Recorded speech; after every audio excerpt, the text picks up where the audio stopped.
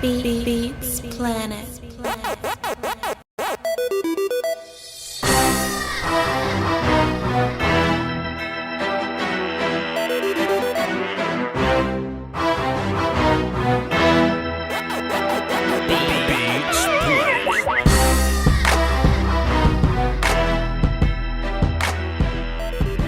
Yo, let me clear my throat. Let me fix my headphones. Let me adjust my microphone. Click the button, goddamn. Click the button. All right, cool. There we go. Let me pour some water real quick. Hold on. Let me just pour some water. It's always a good time to celebrate. What's good, folks? We live in this thing. You're absolutely right. Shouts out to Lorne Green. Shouts out to you. We are live in this thing. It's been a minute since I've gone live in the middle of the week like this, but hey, man, bye week coming up. We ain't got nothing else to do. You know what I'm saying? So we got to do what we got to do there. But I was at the grocery store today walking around, and I was like, I should go live today for a couple reasons. I wanted to hear from y'all. For one, I wanted to hear what y'all had to say, what y'all vibes were, because I hear a lot of, like, it's two kind of comments I get I get during the week. I get the phone people comments, and I get the chat box people, or the comment section rather. You know what I mean? And when I look at people that call into my show, my chat box comments, y'all pretty much reflect how I feel about a lot. So salute to y'all for reflecting on how I feel, because we just agree that way. But it's a lot of people. It's a lot of people that'll just tune in and run to the chat box. They'll just run to the comment section. They'll make a comment, then they'll just run away from the comment section. You know what I'm saying? That's a little strange for me, man. That's a little weird how they just, like I do the same post-game live show, the same morning after live show around the same time in the week. Why you ain't say this when we was live? Like what? like what are you doing? Like, you know what I'm saying? But this ain't about them though. Today I wanted to come together with y'all and share a couple of thoughts I had while I was at the grocery store. Just a few player thoughts. We just kind of gonna touch bases on that. I like to kind of take what the fan base is talking about and reflect on it a little bit. You know what I mean? I saw this one Cowboy fan on the Twitter machine, and they was like, Byron Jones would be elite, but he don't catch interceptions. And I'm watching the film, like they just ain't throwing to his ass. You know what I mean? So I got a lot of stuff I want to say about that in terms of how different players are doing. Just a good mid-season analysis or whatever. I want to do that.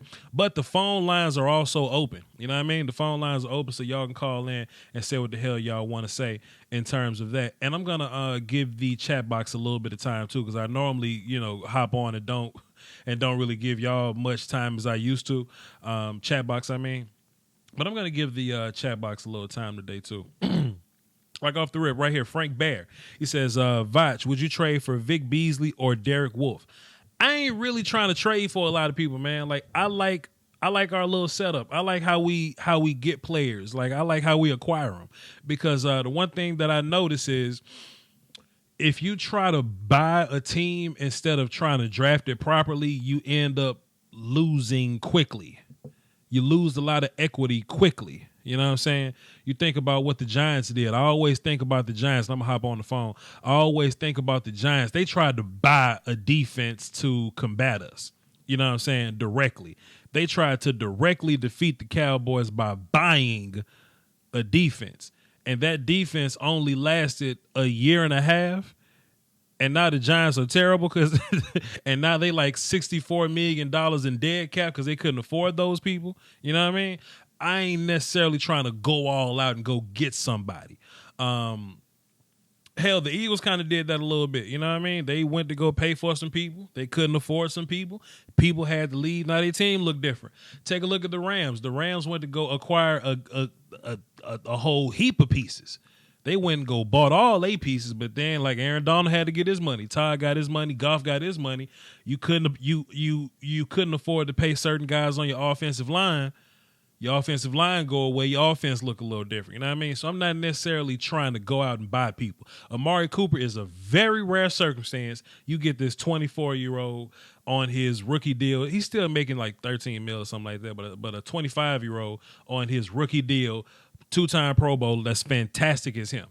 You can pull that off one time, but I ain't trying to do it 3, 4, 5 times earlier. You know what I mean? Or I ain't trying to do it 3, 4, 5 times in a row. Because that's how you get in the hole there. But that's my thoughts on that. I'm going to get into the chat box a whole bunch, man, but I do want to get into these phones because the phones get priority. And, platinum callers is going to platinum call. But 100 grand, what's up, man?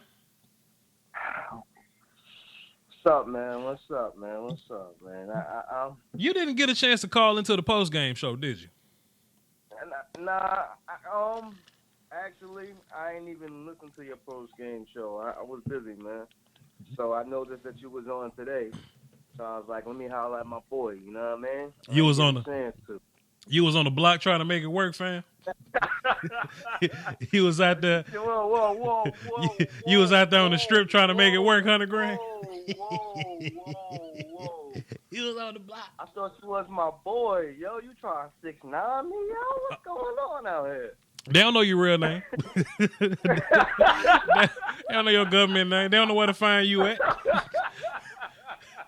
Hey, Voch Lombardi, where's that guy located you was talking? Oh, he's in Saskatchewan somewhere. He's in Canada. He's in Canada on the block. Canada. They don't know you. What's good, though, bro? And, today, shit. Cowboys fans, relax. We doing a Chill show. Out. Okay. We won, but we got a lot of work to do. It's just one win. Sure. Like, I'm not impressed. Like we need to continue this, man. You know, it's a long season. Remember last year we was 3-5 and we turned it around. Sure. You know, so don't Super Bowl. I'm hearing Super Bowl. We the best. No.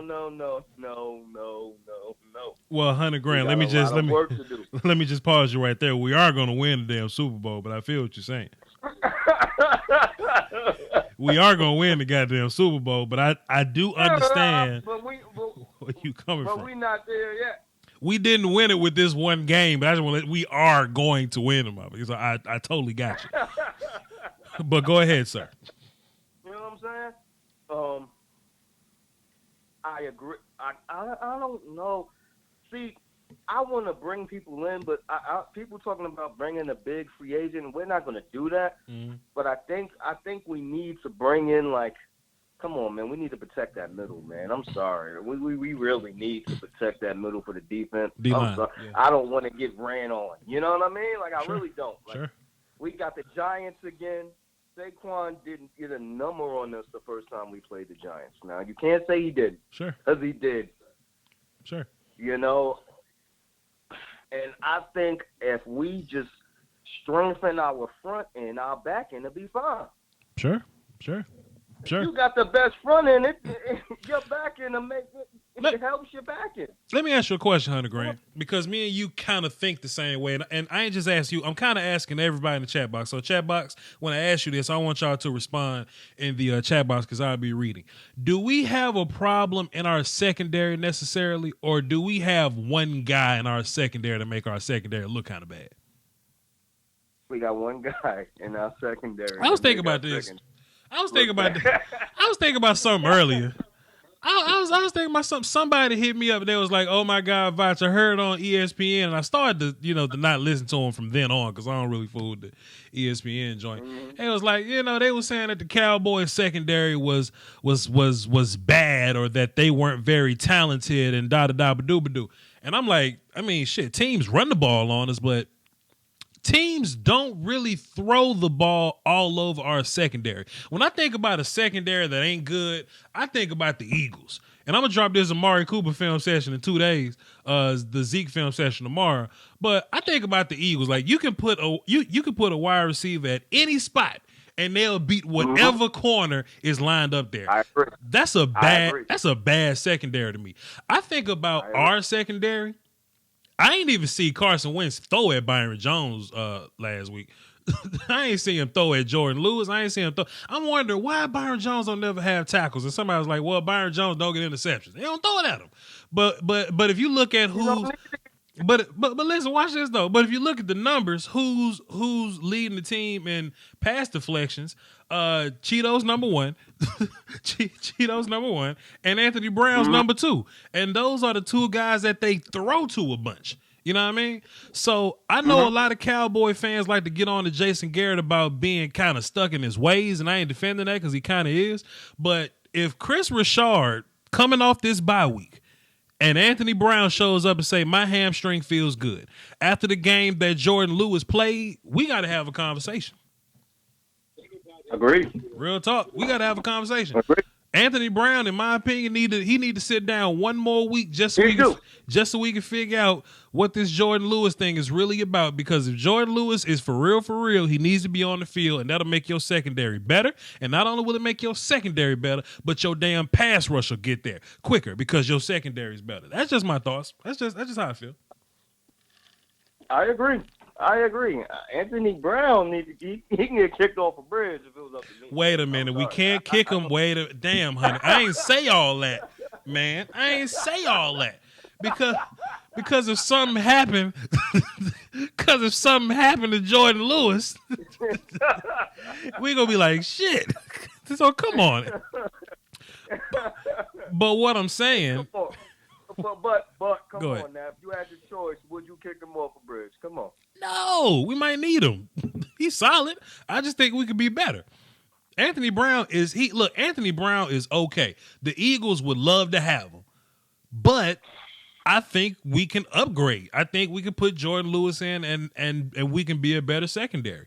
If anything happens, I would love for Anthony Brown to come off the bench and come play either one of these cornerback spots if we was in a pinch. Me too. I totally agree. You don't totally agree because you was just about to kick him off a bridge. What the hell is you saying, man? You don't totally agree. Less playing time the better, man. Less playing time the better for Anthony Brown, man. That's what I'm saying. I don't want him out there. I don't want him out there, man. I really don't. I can't hate that. Man. I can't hate that. That's why I said we got to upgrade the line. If we upgrade the line, Anthony Brown will look better. I agree. He won't look any. That's what I'm saying. I agree. If we can upgrade the line, Anthony Brown will look better. Yeah. Our offense, I'm not worried about the offense. Our offense is good. The defense has. We just can't get ran on, man. That's my only thing. I've seen it happen since last year, man, and that's a concern. I tell you what, $100 we didn't get ran on against the Eagles because we put 14 on them real quick. They're not going to run the ball if you get put 14 on you. That's totally fair. fair. I'm not guaranteed. I'm not saying that we're going to do that every week. We're not going to put 14 on teams every single week. It would be nice. Would be nice. But we're not going to do that. Yeah. I tell you what, man, two is, like just me watching football, I look at two ways. I look at it as a coach and I look at it as a fan. And the coach in me is like, you know what? Whoever we got here, we just going to roll with that. I can only focus on the guys that's here. But boy, there's a fan in me somewhere be like, man, where the hell David Irvin? Like what is he doing? Like, what is David Irvin doing right now? You know what I'm saying? Like, is he in shape still? Smoking weed right now.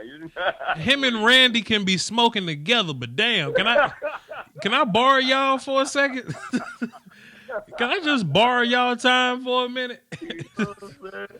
Damn, boy. I think we're gonna make a run. I'm not saying we're gonna run off 9 straight. I'm not saying that. We make a little run. 100 grand. We're gonna make a little run. We about to beat the shit out of everybody that we about to play. But I feel what you're saying though.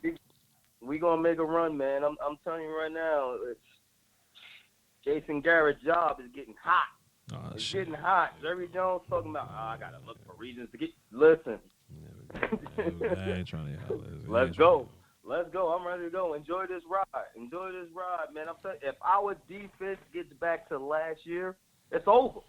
Sure. We're winning the Super Bowl if our defense gets back to the way it was last year. Shit, it's over. Matter of fact, I'm going to tell you this right now.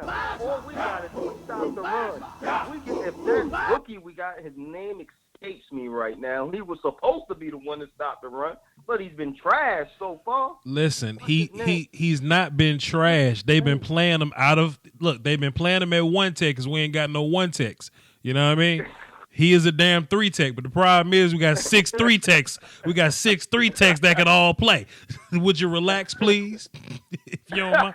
Tristan Hill. Next year when everybody gone and taking their money and retires, you're gonna be glad to have them. Shit. Maybe, man. We need a run tech, man. Man.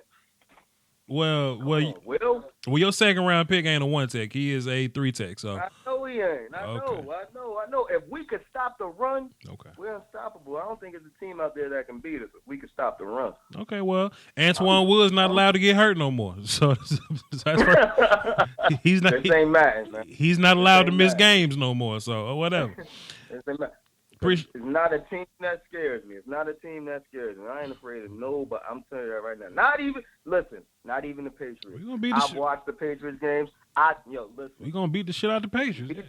If we beat the Patriots, don't be surprised. I think we could get them, yo. Yeah. Because they haven't played anybody. Listen, I just was telling somebody, I was like, listen, the Patriots haven't been smacked in the mouth, man. See what we did to the Saints last year? The Patriots ain't been smacked like that.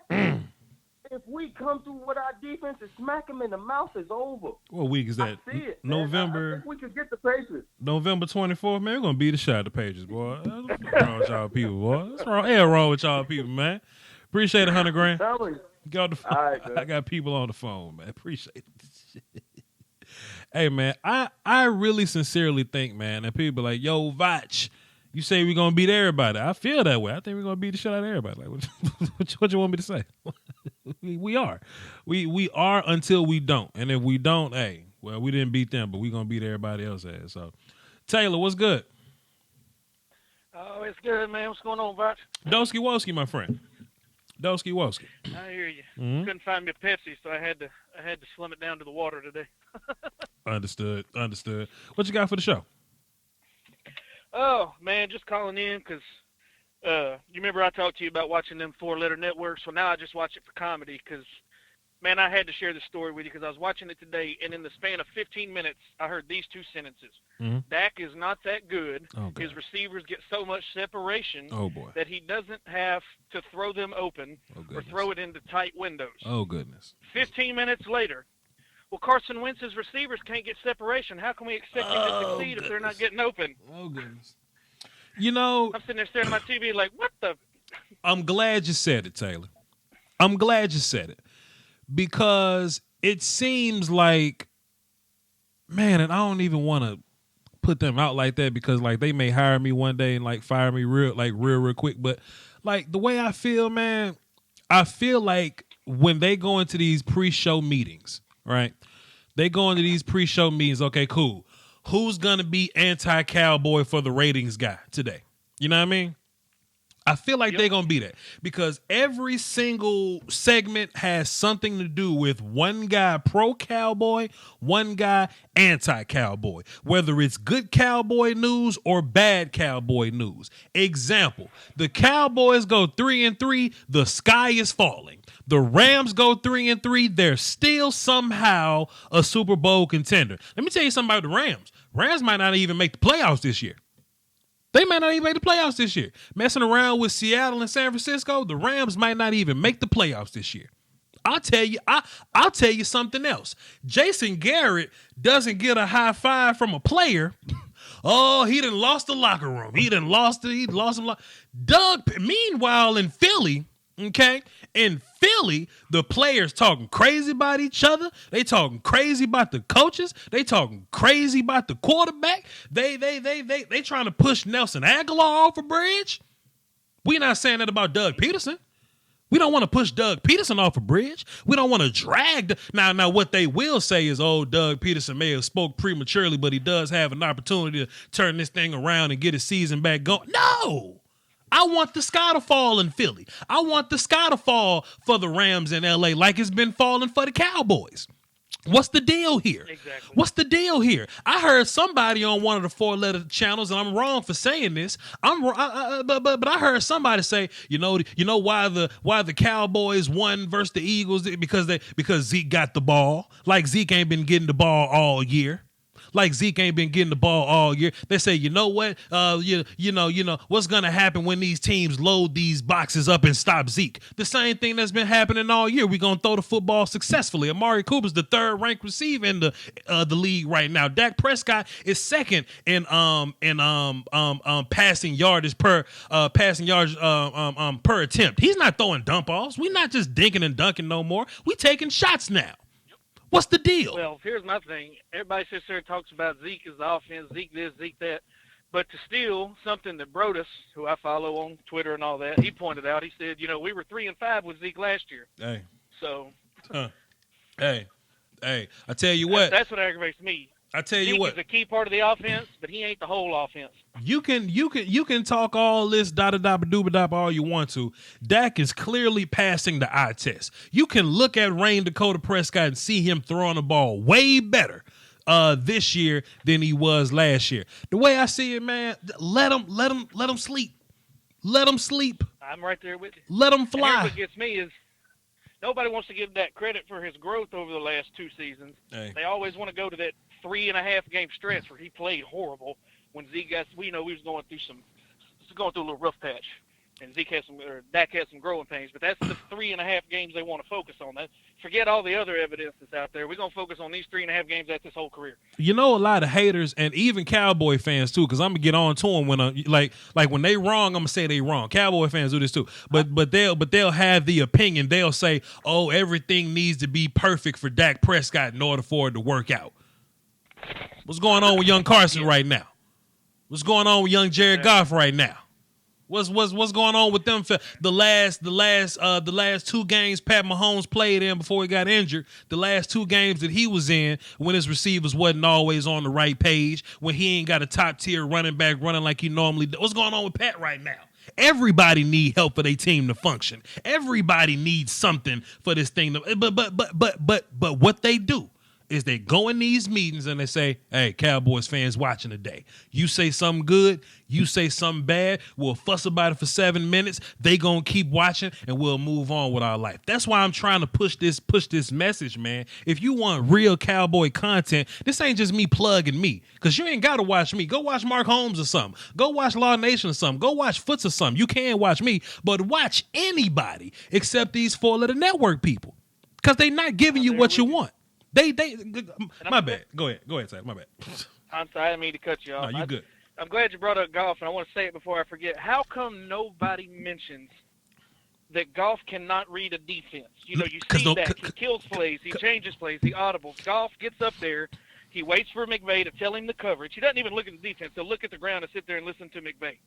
And then he tells him audible or go ahead with it. Coverage is good. Goff cannot read a defense. Because nobody cares about the Rams.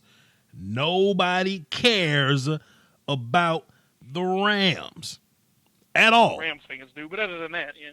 I'll tell you what. You want to know how Cowboy-driven this damn media thing is? Our 4th string tight end in the offseason made headlines. In the offseason, Rico Gathers got cut was a headline. Our 4th string tight end. Let me ask you something, Taylor. Who's the damn 4th string tight end in Buffalo right now? You don't know. Let me get back to that one. And I don't even want to put you on the spot like that. How about this? How about something secretly nobody else is talking about? Phillip Rivers is 2-5 right now. Why ain't you talking about that? Yep. Why ain't you talking about that? Well, which I kind of feel sorry for Rivers because I think he takes, like Romo did, he takes more shit than he should, but nobody talks. It's always Cowboys. I mean, and we appreciate, the attention, but, everybody, and that's why I don't understand why it's always Cowboys. Well, if you go look at the top 10 rated games every season, I guarantee you 5 of them are the Cowboys, no less than 5. Matt Ryan is 1-6 right now. What? Yep. What? But Dak Prescott got to prove that he can do something. But Dak Prescott got to prove that he can. Keenan Allen is finally healthy. Keenan Allen finally ain't laying down and going ouch, and damn, Phillip Rivers only won 2 games. Julio Jones been playing all year, got his money, contracted everything, good to go. Running backs is straight, but Matt Ryan just. But Dak Prescott hadn't done enough. Get out of here, man. I ain't even mean to do this on your call, but you started it. You started. I know I did. But hey, I'm glad I get you fired up, man. It gets annoying. I had to quit watching them because, like I told you on the call Monday, Shannon Sharp gonna give Dak a C for what he did Monday. He's got to be, or Sunday. He's got to be basing that strictly off that one greedy throw he had. Because other than that, he played phenomenal. He's basing it on Skip Bayless being pro-Cowboy and Shannon Sharp got to be anti-Cowboy. I'm sure one day, if Bayless call in to work because he got mono because he didn't kiss some girl in the mouth like Sam Darnold did, if he just missed work one day.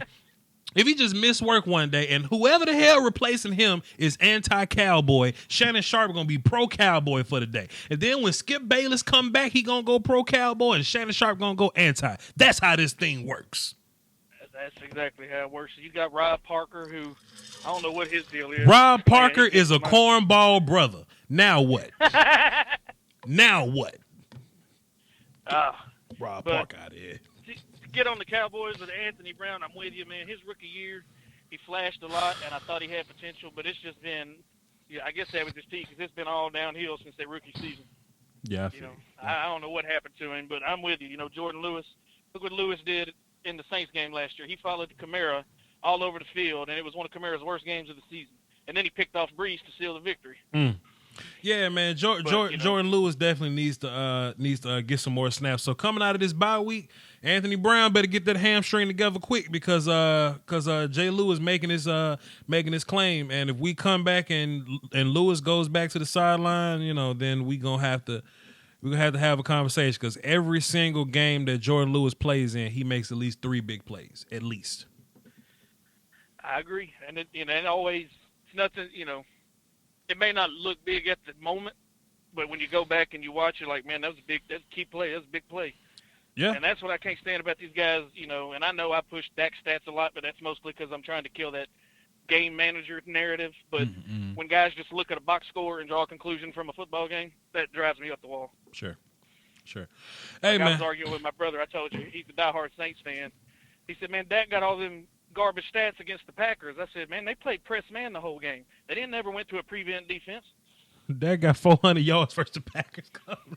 I can't wait to play all these teams again and beat the hell out of them. It is what it is. I'm ready to catch them. But I'll talk in your ear off, man. I know you got callers and everything. I'll let you go. Sorry. Man, thank you for the call, sir. Call in again next time we go live, man. I appreciate you. Yes, sir. Damn. I'm not mad, y'all. I promise I'm not mad. I just don't fool with the narrative, man. These little goofy little, you know what I'm saying? I'm not on board with that.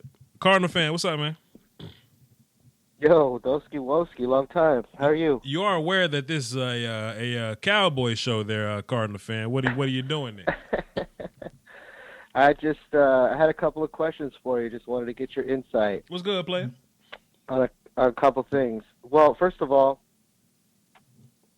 what's the wide receiver coach? What's his name? The Sanjay Law. Okay, Sanjay Law. Mm-hmm. I read an article today where he said that Cooper is not an elite wide receiver yet. What are your thoughts on that? As a coach, you kind of want to say things like that to keep your players from being complacent. So it's good coach talk, but deep down inside, he knows what's up. Deep down inside, he knows that Amari Cooper's a damn stud, man. It's just like you can win a game by 25. Like you can blow the Eagles out, but in the post game speech, coach talk, you have to say, "Hey y'all, great win, but we got to get better. We got some things to clean up." Da da da. I don't care how much we did here. This is what we did wrong. So Sanjay Law, know he got a Super Saiyan on his hands, man, but he just got to keep him humble a little bit. I just thought it was interesting. So so you don't think it's true? You're just saying he thinks he knows what's up, but you don't think he believes that? That's all. I It's all mean, good. The next, it's he all good. he knows how good Cooper is, and look, I said this on my Cooper film session that I'm gonna drop in a couple days. I'm just piecing it together right now. Amari Cooper, now that Antonio Brown's not in the league anymore, I think Amari Cooper's the best route runner in the league. The best Route runner? best route runner in the league. Dude, he's not better than Larry Fitzgerald. He's the okay. best route runner in the league. Then on top of that, right. he runs a 4.39. He quick as hell and he big as hell. So you can call it what you want. You can call it what you want. But my bad, sir. I didn't mean to cut you off. I like Larry Fitzgerald. Hey, is Dak Prescott an MVP candidate? Absolutely. But the problem is that when you lose 3 games, you kind of get out of the running a little bit.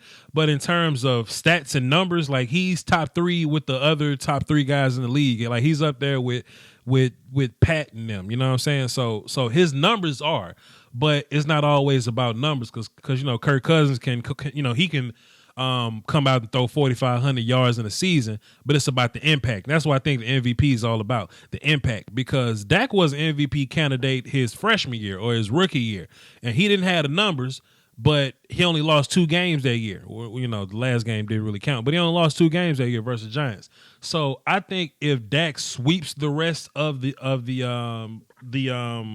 games that we got to play or whatever, beats the Patriots, make it look good on primetime TV, you know what I'm saying? Kiss some babies, get another endorsement. He's a candidate, absolutely, in my opinion. I mean, because the rules are like what? You got to be like 8-8 or I don't know, 9-7. Probably matters who you beat. I think it's all not about just impact. Pardon? Like it's all about it's about, okay, like Hall of Fame players aren't necessarily the Hall of Best players. It's just the Hall of Fame. It's just the Hall of Prestige. You know what I'm saying? So when I look at MVP, it's about how prestigious were you this year. You know what I'm saying? Like how many big games did you win? It's not always about numbers. Heisman the same way. So when I look at Dak got the numbers. He just ain't got the prestige because we just came off a 3-game losing streak. So all he got to do is keep his numbers. But if we go on a winning streak after that, then everything will start falling back into place because he'll have the prestige and he'll have the numbers to go along with it. No, you're right. Narrative and probably preconceived notion or something like that. All right, here's a story. I hate to bring this one up, but 2014, Romo probably had the best numbers in the league at the QB at the time. I don't know what you guys were, maybe like 13-3, 12-4. I don't even know. What were you guys in 2014? I mean, you got a good record. 2014, we was 12-4. See now what that was. Rodgers. Sure. But what that was, Tony had the prestige, but he didn't have the numbers then. You know what I'm saying? Tony went from throwing the ball 40 times a game. Huh? I was just going to say, we should pull up those numbers because I feel like statistically he was there. Because I'm not. Numbers anyway, wise. You're good. Numbers wise. It doesn't matter. Keep going. Okay, cool. Numbers wise, he was as good as he's been. But Cowboy fans will tell you, he went from throwing the ball 40 times a game to about 25 times a game. And what happened is Dez's numbers went up and Murray's rushing numbers went up. You know what I'm saying? So Tony was more efficient, but he didn't have as many yards as everybody else in the league that year. Narrative and preconceived notion, man. That's what it is, man. You're right. That's what it is. Let me look that up. Let me look up Tony Romo 2014. Tony Romo. Let me just look up all his numbers so I can just compare them to each other. So you're, the Cowboys are in a good position here. Good position this year. Pretty lucky they don't. You guys don't have to deal with the Cardinals because that would be. That would be ugly. We'll beat the shit out the Cardinals. Get it too. You already know. We will beat the shit out the Cardinals. We'll run it right down the middle. That's the one thing that the Cowboys aren't doing well right now. I don't think you guys can stop the run. That's just from what I've seen, and I don't know what it is with that. maybe the DBs. I don't know. I don't know what's up with that, but we'll get better. You guys can't stop the run. We'll get better. Tony Romo threw for 3,700 yards and 34 touchdowns. So 1, 2, How many 3. receptions? How many INTs? He threw for 9 interceptions. So he was very efficient. But 2013, 9, that's it. yeah, but 2013, awesome. 2012, 2011, he had higher passing numbers, but he was 8-8. You know what I'm saying? So once we started running the ball, like we started using the offensive line more, we dialed Tony back, but he was more efficient and we won more games that way. Interesting. I got this, man. Right on, Voch. I know what I'm doing, man. What you talking about, man? What are you doing? What are you talking about, man? I was agreeing with you. That's why I brought up that example. Okay, I got But you.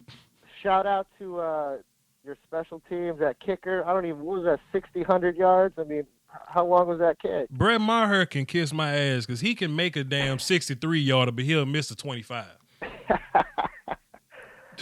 That's got to be rare. I wonder what that stat is. How many people? What was it, 63? Yeah, okay. I wonder how many people have done that. He has the most 60+ yard kicks in the league with 3, and Matt Prater with the Lions has 2. Prater. Yep.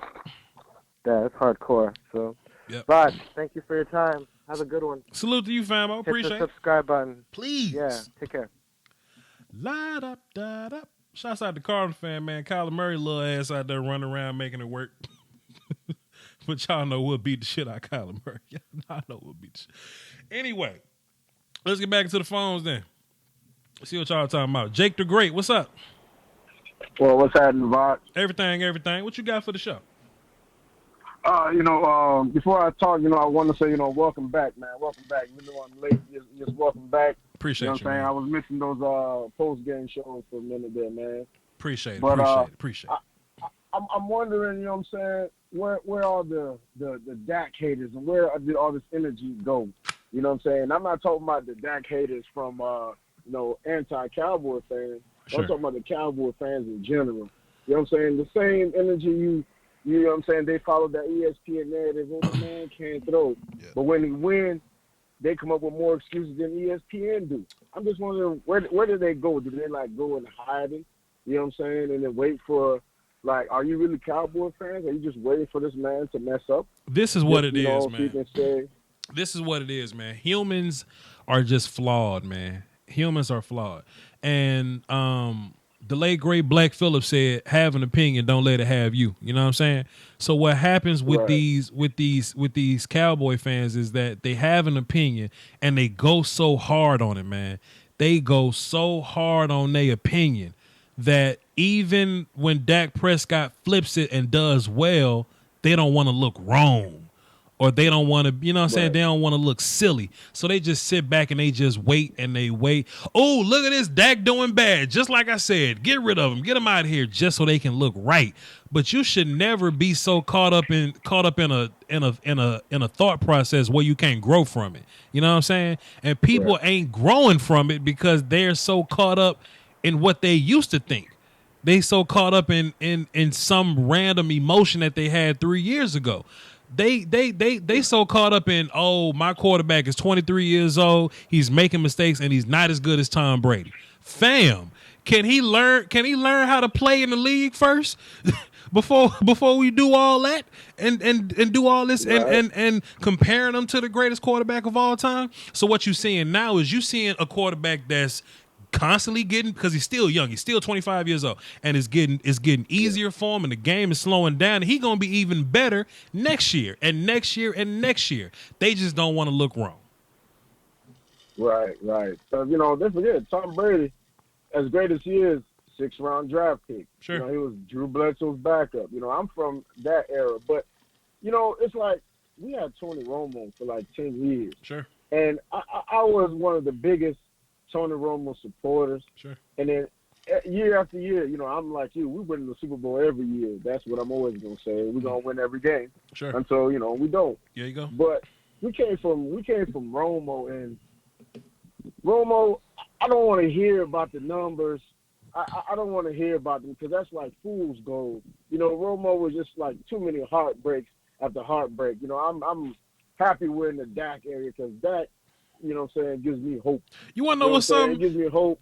You want to know something so dope about Dak Prescott? And look, shouts out to Tony. I don't want to say nothing bad about Tony because Tony took his time to get good too, and he finally developed. He just couldn't stay healthy. But you know what I like about Dak? I can't even. Watch this. Regardless of who Dak had around him, whether it be Dez Bryant, Amari Cooper, it could be Bryce Butler, Terrence Williams, Joe, whoever the hell, Darren McFadden.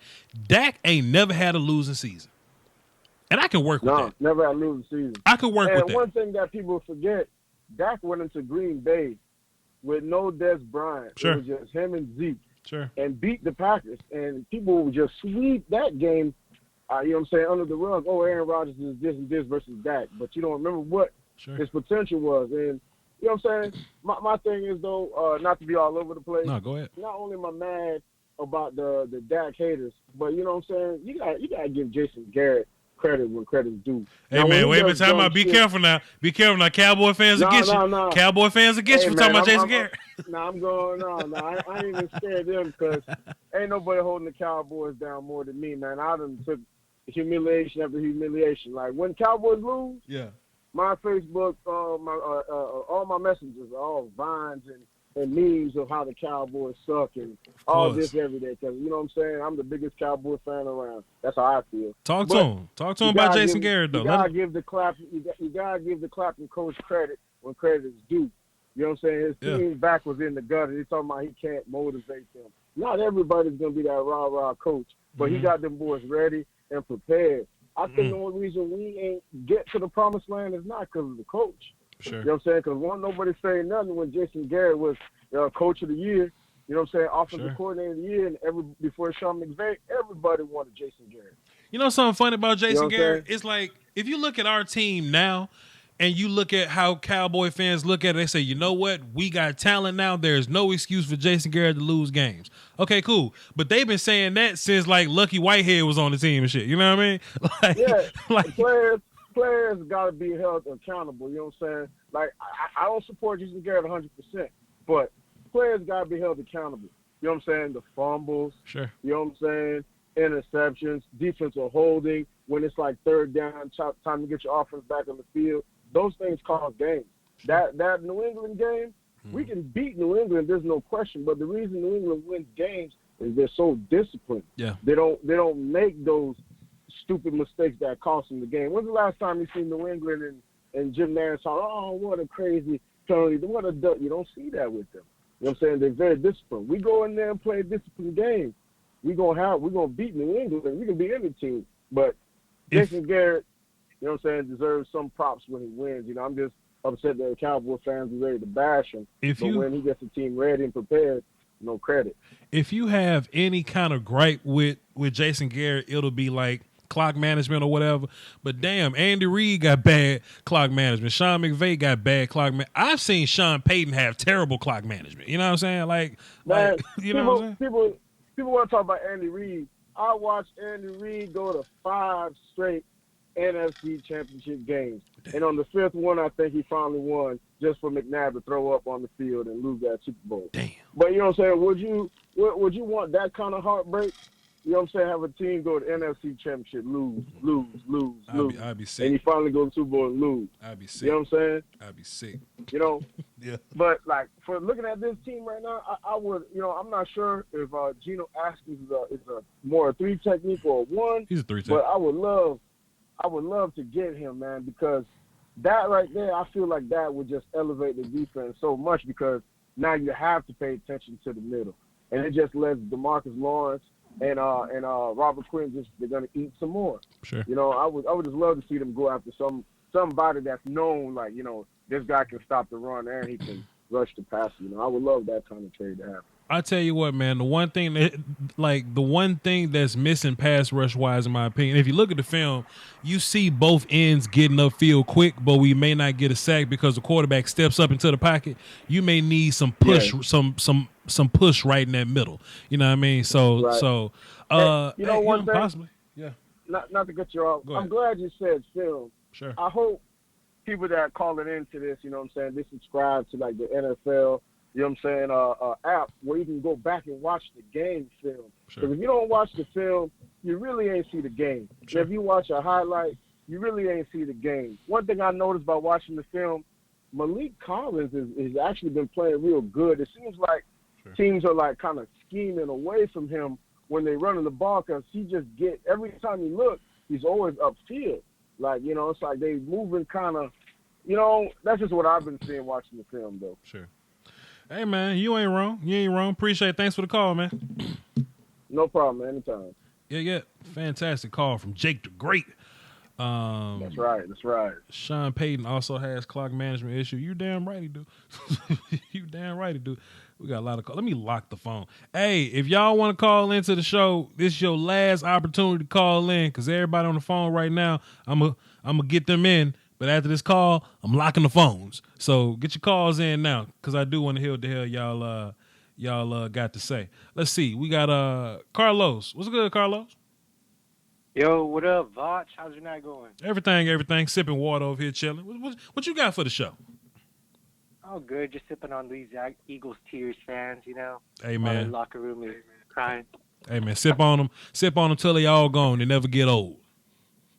Hey, for all those Dak haters, here are these stats. All right, here's these out. Talk to them. True completion yards, 79.2%. Damn. Number 2. Pass per attempt, 1,369 yards. Number 1. Damn. Play action. If the last 3 weeks he would have used it more, I bet this number would have been. Excuse me, I haven't drank my water. Sure. Take it. 74.2%. Number 5. Damn. Deep ball, 57.1. Oh. Number 1. Damn. Wait a minute. You wait a minute, goddamn. You wait a minute, goddamn. You stop right there. Read that last stat you just said again. Say it again. Read that again. Deep ball completion rating, 57.1%. Number 1. Are you saying Dak Prescott is the most accurate deep pass thrower in the league right now? I sure am. I tell you what. Damn. Keep going, man. Good. Just read whatever else you got for me. Just damn. Go ahead. True completion accuracy rating, number 1. Damn. Yep. All those Dak haters can shut up. Hey, man, look, send me the link to that. Put that link in the chat box so we can go see it, so we can go look at it. All right. Go to playerprofile.com. Or I'll go search it. Or I'll go search it. Okay, cool. Time out. I don't know how to send links, man. I'm not all technical. I got you. My bad. What's the name of it again? Playerprofile.com. NFL Dak Prescott. Player profile. NFL Dak Prescott. I'll be taking a look at these numbers, sir. I appreciate you, man. And then also, Voch. Mm-hmm. I know you're a fan of Jason Garrett. I know. I don't want to get into it, but just hear me out. Just it's fictional. Just let's say Jason Garrett's gone. Okay. Now I'll put these 3 names out. Sure. These 3 names out. Sure. Which one would you have as your head coach? Because I feel there's no difference from what Jason Garrett offers from what these 3 head coaches have to offer. All right. Chris Richard, Urban Meyer, and Lincoln Ryan. Let me just say this too, man. Before I answer this question, like I'm not really a huge Jason Garrett fan. I just think people that complain and say it's Jason Garrett's fault when it's not Jason Garrett's fault, I just think those people are incorrect and that they have the blame in the wrong place or whatnot. I do like Jason as a motivator though. But if Jason's gone, I had to pick out a Chris Richard, Lincoln Riley, and Urban Meyer. Correct. And see, man, I don't trust new people, man. I'm so different with like cause look, fans, cause some Cowboy fans want somebody different just for the sake of having somebody different. You know what I mean? But new head coaches, like I think every new head coach except for the Packers head coach, they all got losing records. You know what I'm saying? Like so I'm really wishy-washy with change or whatever. I don't really like change too much, especially when you know been winning the past 5 years or whatever. But I think Urban Meyer is a better college coach because he's a good recruiter and he can go get guys that he wants. I'll say Lincoln Riley because, and I don't even want to say Lincoln. I don't say that, but I'll just take Lincoln Riley because his last 3 quarterbacks, he's coached them into being, who they are. Whether it be Baker Mayfield, yeah. Whether it be Baker was in Oklahoma or Kyler was at Texas A&M or Hurts was in Alabama, those guys weren't who they are until they got to Oklahoma under Lincoln Riley. You know what I'm saying? So if it's, look at Baker today. I'm sorry to cut you off. Well, I think Freddie Kitchens is terrible. People want to call Jason Garrett a bad head coach. Look at Freddie Kitchens and then look at what you got and be thankful. But that's just my thoughts. That's just me. Yeah, the thing that frustrates me with Jason Garrett is, like, okay, I know your 2 tackles are out. Your left and your right tackle's out. Sure. But just scheme one more second to protect Dak Prescott because Dak can throw under pressure, but he can't throw under pressure. You get what I'm saying? Like, at least find a way to find one more second to just complete that pass and up the tempo. That's the thing with Jason Garrett that frustrates me is once 2 starters is out, all right, guys, we're going to play the same way every week, all right? I don't know. It just frustrates me. But that's just my opinion, God. Everyone has their own opinion. Well, see, this is my thing about it, too, though, right? Like, and that's, I don't even want to say that's all the way true or false because, like, sure, coaches should be able to overcome injury. And I think Jason Garrett can overcome injury. Let me explain. I think if, like, Cheeto get hurt, we'll be fine. You know what I'm saying? Like, if Travis Frederick gets hurt, or if he was sick or whatever, Joe Looney stepped in, we was fine. The problem is left tackle is an important position. X receiver is a very important position. We lose both of them at a time and the right tackle and the other receiver that we got, and our backups just happen to be trash. I can't put that on Jason. I'm sorry. I can't put that on Jason. Cam Fleming is horrible. And I was saying that the whole offseason. And I don't like being pat me on the back, Voch's right guy. I hate being that because I like growth. You know what I'm saying? But Cam Fleming been terrible since last year. People just now seeing it. He ain't as bad as Chaz Green, but damn it, that's a long way to be bad. That's a lot of room to be terrible. You know what I'm saying? If I look at it, look at it like this. When Aaron Rodgers got hurt, Green Bay looked terrible. When Beckham left the Giants, they weren't contending anymore. When Deshaun Watson got hurt, the Texans were bad. You know what I mean? Just when your most important players get hurt, the team's gonna look different. It just is what it is. You know what I'm saying? So and you can put that on the best of the best guys. Now, New England, hey, that's just New England. Whatever. They different. I don't even count them. They got 2 of the goats on their team at the same time right now. It ain't fair. But if we talking about regular coaches, regular team circumstances, man, you just can't take blows like that. You just can't take 3 of your best players just not showing up this week. It's just, that's just whatever. You understand what I'm saying? Yeah, I get you. Right. And my last thing, I know you got callers. Sure. Is I think our defense is best when we make our defensive packages, and most importantly, be aggressive. Sure. Like we came out that first quarter, if what's that saying? Oh, when you're going against a gorilla, you hit him right in the mouth. I never heard nobody say that before. Why would you punch a gorilla in the mouth? That sounds like a terrible idea. That sounds horrible. Why'd you punch a gorilla?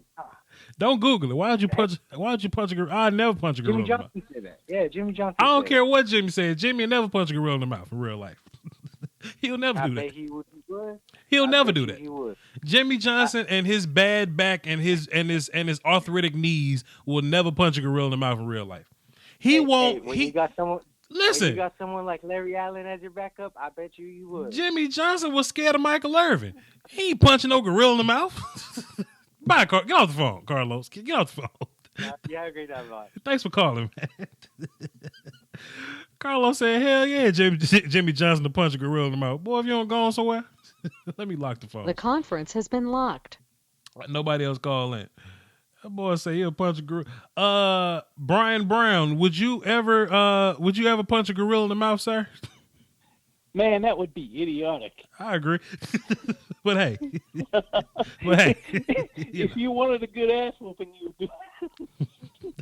you would get one. I get that. If you wanted to get whooped, if you wanted to get messed up, if you wanted your arms to get ripped from your torso, sure, punch a gorilla in the mouth. What's good, Brian? Man, Carlos confused me. I keep hearing by the experts that Dak Prescott can't throw the deep ball. He's according to these numbers, Dak Prescott's the best deep ball passer in the league right now. So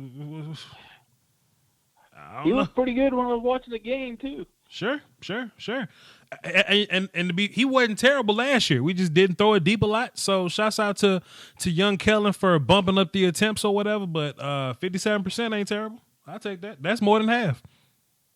Oh heck yeah. Deep passes. We got some good deep threats too, and he's putting it on the money. So. Oh yeah, let him know. Good for him. By the way, I do have to say that was beautiful this weekend. I hate the Eagles. Sure. That is the team I hate the most. I loved watching them just get destroyed. You know, man, I think the media makes it a bigger rivalry than what it really is. But what's satisfying about it is the Eagles fans feeling terrible about it, you know? Because I don't normally go to other Eagle YouTube, because I didn't know that the Eagles had YouTubers for real. But somebody just told me to go check on them and just see what they was doing. So I looked to go see what they was doing, and they was like, "Oh, we're gonna beat the Cowboys, da da da, boo boo boo boom boom." Then we beat them, right? And almost immediately they talking about the Bills game. Like, why y'all talking about the Bills already? Why y'all don't want to talk about like if they would have won the game, they would have talked about beating the Cowboys till Thursday. But since they lost, they want to talk about the Bills game on Sunday. Don't talk about the Bills today. Talk about what happened to your team. Don't talk about the Bills. That's later. That's next week. Get out of here. What are you doing? I actually want to bring something up, and you would have a better. You definitely have a better feel about this than I would because you watch all the film. But Go ahead. It seems like whenever Tyron Smith goes out, our offense looks second rate compared to with him in there. Sure. He seems to be such a big part of that offense. Because when he's out, we don't run the ball as well. We don't pass the ball as well. And you're right, Cam Fleming he looks terrible to me. Yeah, he's bad. He's bad. He can't play left tackle. I don't want him playing right tackle. Shit, he can play the sideline if you want him. Now something I think is gonna happen. Since this is Cam Fleming's last guaranteed contract year, he just signed a 2-year contract, but only 1 year was guaranteed. I think Brandon Knight's gonna be a really good, good lineman for you coming up in the next few years or so. So it's gonna be fun to keep eyes on him. Yeah, I'd be open to them drafting another tackle in the first or second round because Tyron Smith is great, but he seems to get injured almost every year, and when he's out, we suffer. Sure. What I think is going to happen, and let me just post this link in the chat box real fast. That's the link that Carlos called in and told me to check out with the Dak Prescott stats. Y'all can go check that out if you want to. But I think what's going to happen, though, Brian, is I think all we do is draft tackles. Like every offensive lineman that we have right now was a tackle at some point, except Xavier Su'a-Filo. Everybody else was a tackle or whatever. What I think is going to happen is I think Connor Williams is going to be your future left tackle, and we're just going to draft another guard. Or, if Connor McGovern's around, he's going to play guard for you. I think that's what's going to happen. Yeah, I would be fine with him playing tackle because I think Connor Williams seems more like he seems to me like he's more like a tackle than a guard, anyways. Sure. Even though Connor Williams had a damn good game last week, I agree. He is a tackle in my opinion. Yeah, he's just he's very mobile. Sure. So I think that he'd be better at tackle, and he may even. I mean, he's got good enough movement to be a left tackle once he develops. Sure, absolutely. Absolutely. And then just on your question though, I think the offense goes down just because like we have one of the best left tackles in the league, but it's not a lot of good left tackles. So when we get the Cam, we turn into one of the worst left tackles in the league by the time we get the Cam. That's just how that works. So that's unfortunate, but it is what it is though. Yeah, and unfortunately, Leal can't play left tackle either. He'd be a turnstile out there. Nah, but I'm liking Leal at right tackle though. I'm liking Leal. I'm good with him at right tackle, but I don't see him at left tackle at any point. Sure. That's all you got for the show, Brian? That's what I got. I appreciate you, brother. Salute to you. Salute to you too. I appreciate the content. Yes, sir. Peep this out, y'all. We're going to take a 30-second break.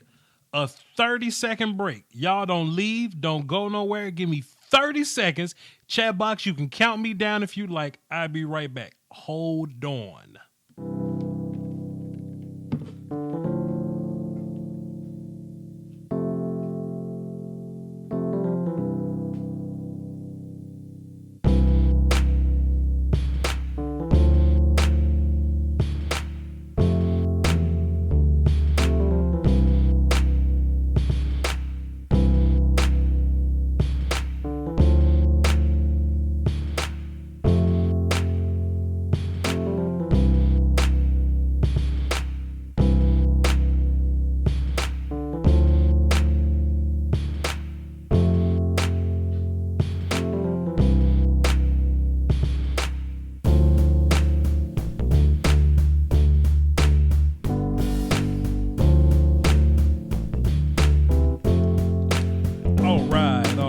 Had to make sure the fam was cool.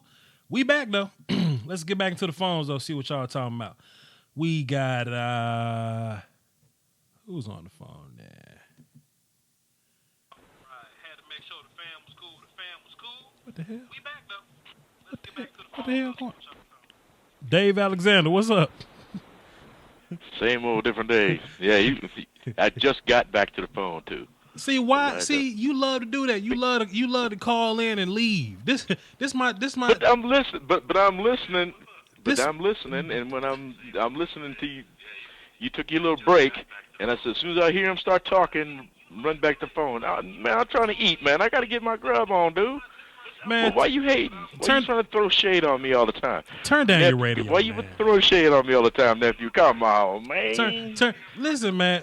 Turn down your laptop, man. Why you want to hear us talking? Turn down your laptop. Come on. It is down. It ain't down. I just heard us talking. I just heard it. It's down now. It's off. It's on mute. Don't scream. It's on mute. Don't scream at me, man. All right, now. Don't scream. Don't yell. Don't scream at me, man. You always throwing shade on me, man. You always throwing shade on me. Why you do that? Why you do that? Don't scream at me, man. Why you do that? What's wrong with you? Why you do that, man? Okay. Yeah, don't make me come down there and don't make me come over there and put you in the corner, nephew. Now come on, man. What you got for the show, Uncle Dave? Not a whole lot. I'm just getting back from Texas because I was at that game. I was like, man, I might as well just not show them, watch it on TV. That was just a beatdown. Right. Money well spent. You see what I'm saying? Might as well. What I'm talking about, and yeah, I'm gonna have to take you to a game. I'm gonna have to pay your way in. Hey man, I'll be excited. Kids tickets. I wonder if they got kids tickets. I can get you in on the junior rate. Ain't no way. ain't no way. I can't pass for that. I can't pass for that. Yeah, I'm checking out that profiler. Yeah, it's pretty good. Look nice. Yeah, it's pretty good. I mean, on Dak, on metrics and game law. I mean, it shows everything from metrics through 7 games, and then then you got 2016 through 2018 through 16 games. Still at 100%. I don't know what everybody's problem is. Because they hate us, man, and they want something to hate. Because they don't have an opinion. Their opinion have them. You know what I'm saying? Has them. Well, if they watch your show on a regular basis and watch Law on a regular basis and Okoye and Big Game James and start watching these all 22s and start checking us out, maybe they start to understand a little bit the metrics and diametrics of this game. Otherwise, they're just going to cry when you lose and let them sleep. trash when you win. But, Let I ain't sleep. no fair weather fan, and I've seen plenty of them. And I'm not saying that everybody here on this site a fair weather fan. Don't y'all get it twisted. There's fans, but you got those ones that everything's got to be perfect, and this ain't a perfect world. Because if it was, there it is. And the way I as far see as it, punching gorillas in the mouth. Oh yeah. Yeah, now I'm gonna sneak up on him with a pipe wrench. Nah, I'm not even doing that. This the way I see it though. This is the way I see it in terms of being a Cowboys fan. It's like if you walk into a room, right? If you walk into a room with 100 people, you may get along with like 6 people. You know what I'm saying? So that's like 94 other people that you may not really mess with. That's what it's like being a Cowboys fan. It's just like that. Exactly. That's what it's like. Exactly. Appreciate it, Uncle Dave. I'm going to get off this here phone because I got to get back to work, but I got to eat first and then head out. But I'll listen to more of the whiners here and see who else got something to say, and I'll say my piece. Don't be like that, because I think we've had some pretty. Well, the haters are going to hate. They're going to be out there. Hey, sure. It's good. I mean, it's 100% good to listen to all viewpoints. Sure. I don't care what team it is, whether you like us or hate us. And as I said before, if you don't like the Cowboys, there's 31 other teams out there you can go root for. Yeah. Thanks for the call, Uncle Dave. And that being said, I'm out. There you go. Hey, y'all, Dave said, don't make me come down there and put you in the corner. Hey, man, what are you doing here? What are we saying? What do you mean? What are we doing? Anyway, Jay, what's good? Hey, what's happening with you, bro? Everything, player. What you got for the show? Would you, Jay, real fast, Jay, would you ever punch a gorilla in the mouth, Jay? Hell nah, man. Come on, that's crazy. Yeah. I feel Unless you're ready to die. Okay, there you go. Okay, I'll just make sure I wasn't bugging, man. I think I want to ask everybody when they get on the phone would they punch a gorilla in the mouth. Yeah, I'm not yet. If you're suicidal and you ready to die, if you ready to go out with a bang, do you think? Man, hey, more, do your thing, man. That's a hell of a bang, though, bro. That's a hell of a blaze of glory, man. You know. For real, he ain't gonna just beat you up. He gonna kill you. He gonna rip your nuts off. Yeah, what you got for the show, brother? Oh no, man, I just wanted to say, man, just throwing a little punch, you know what I'm saying, some punch, throwing out little punches, little jabs. Okay. But last week before we played Philly, you know what I'm saying, and I just kept hearing a lot of people, man, talk about injuries, because we had a lot of people that we thought wasn't gonna play, and it shocked me. Sure. On Sunday when they was in the game, I'm like, oh shit, damn, they playing. Absolutely. Man, this is what I have to say about the whole thing, man. I think we're okay as far as where we stand, as far as 4-3. I would rather, some games that we left out there. But at the end of the day, I'm tired of hearing the excuses of injuries. And that's one thing that I kind of sat back and I was talking to my wife, and I was like, I'm tired. I've been a Cowboy fan since I was 8 years old. You know what I mean? Didn't know what the hell was going on, but I was there with my pops, so I'm looking at it. I'm like, yeah, I'm rooting for them because he rooting for them. So as I got older and I'm starting to understand the game, I've been through the ups and downs. I've been through the Super Bowls. I've been through the 1-16. I've been through all that. You know what I mean? So at the end of the day I'm at a point right now where I'm so sick of the injury thing. Because my main thing is this: everybody out there get paid. Everybody. Sure. So if the next back, if one goes down, besides, and I'm gonna throw this out there, the one thing I don't like is the Tyron Smith injury.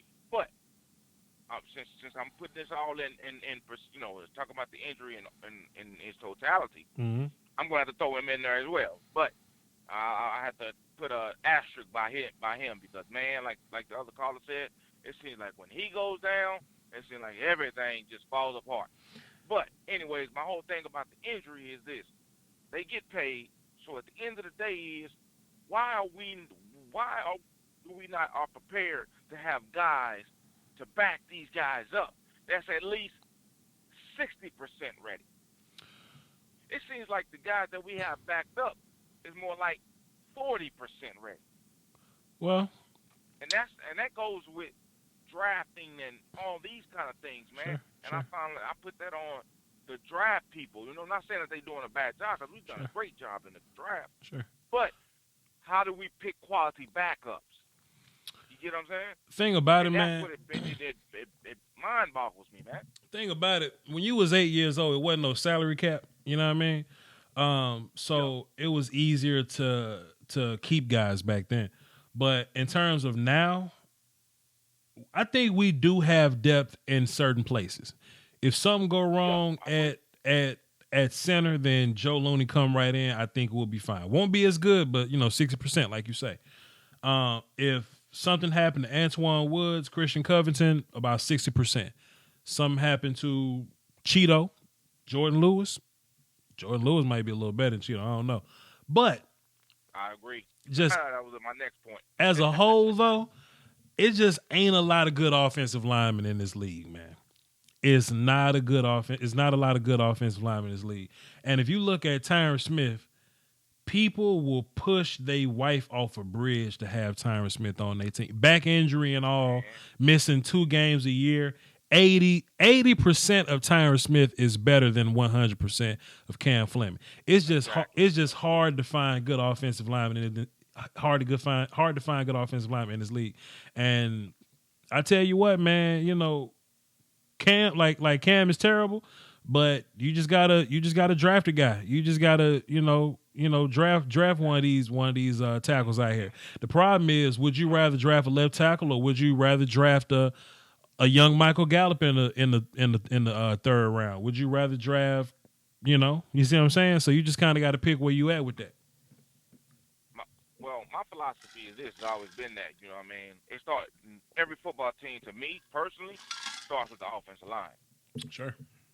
I can throw some, decent players out there to get it done, depending on the coaching on top of that. So once I got my offensive line together, which we do when they're healthy, but as long as I got little pieces in that can back them up, that I know, like, okay, I know I should have drafted a wide receiver, but I'd rather have this guy just in case this guy go down. So let me grab him. I can go out there and put another wide receiver out there just to give me a little bit. That's how I like. That's just me personally. But my overall thing as far as, like I said, my next thing was, man, I've been screaming this since last year. People think that Cheeto is what it is. I think Cheeto should be the slot. Jordan Lewis should start. Sure. And you may call it crazy. He should start. Cheeto be the slot. Have Byron Jones where he's at. Sure. Point blank. Period. I'll take that. Because the reason why I say that is because and you hear a lot of commentators and a lot of people that say this, man, we are finesse guys. We like to be finessed. If I'm gonna go into a football game, I want dogs. I want people that's gonna rip your head off. Point blank. Period. And I think we don't have a lot of those guys on our team. We got a few. Perfectly honest with you. I think we got a few. Exactly. We got a few. But we don't have it in its totality where we can muster up and drag each other along. I don't think Dak is a soft quarterback. I don't think Zeke is a soft running back. I think Zach Martin, Leo, Tyron Smith, like those guys are, ridiculous or whatever. Cheeto is soft. Can you agree to that? I mean, Cheeto might smack the shit out of me. I don't know, but we don't. I mean, because I just don't want to go around calling grown men soft. You know what I'm saying? But you know what I'm saying? Shit, D-Law's a maniac. Robert Quinn definitely ain't no bitch. Robert Quinn, that motherfucker boy. Robert Quinn. Lewis is a dog. That's my point about finesse or whatever. Okay, Lewis is a dog. Okay, sure. Point blank. Period, man. Sure. That's who I want on my team. You know what I mean? I'm not saying Cheeto is bad, but I think he should play, fit him in somewhere. I'm not saying he's garbage, but he should be fitted in just like Jordan Lewis and whatever that Brown guy name is. I would he like should be to. gone. Point blank. I would like to try Cheeto as a box safety because what you get from that is he has size, he can run around. Plus, he doesn't at box safety he wouldn't have to turn his back to the ball that much.